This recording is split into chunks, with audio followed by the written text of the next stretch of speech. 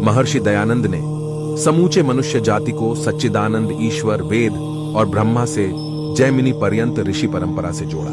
केवल यही ऋषिवर का उपकार नहीं है। जब अंग्रेजों की गुलामी को लोगों ने अपना भाग्य मान लिया था, ऐसे समय में राजधर्म में आस्था रखने वाले नवजवान सन्यासी दयानंद ने स्वतंत्रता संग्राम का बिगुल फूंका था। उन्होंने देश के साधु सन्यासियों तथा आम जनता को स्वदेश व स्वधर्म की रक्षा का प्रचार करने के लिए प्रेरित किया।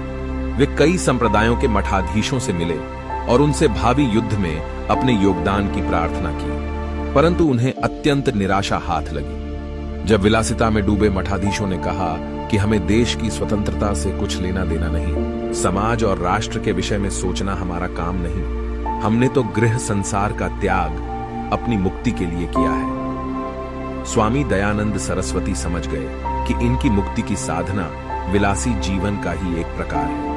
वे प्रच्छन्न रूप से सन्यासियों के दल का गठन करने लगे और उन सबको सैनिक छावनियों में जाकर स्वाधीनता संग्राम का प्रचार करने का परामर्श दिया।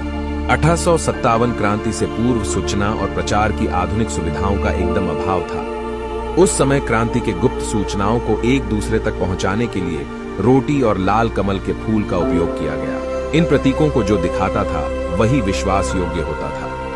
रोटियों के द्वारा गांव गांव जागृति फैलाई गई। इसी प्रकार लाल कमल हर सैनिक छावनी में घूमने लगा। यह लाल कमल जिस सैन्यवास में जाता, वहां स्वतंत्रता संग्राम की तिथि घोषित हो जाती। रोटी और लाल कमल द्वारा क्रांति का प्रचार करने का विचार स्वामी दयानंद ने ही हरिद्वार के कुंभ मेले में स्वतंत्रता संग्राम के सेनानियों को दिया था। इस रोटी और लाल कमल वाली क्रांति की भनक अंग्रेजों को तनिक भी न लगी।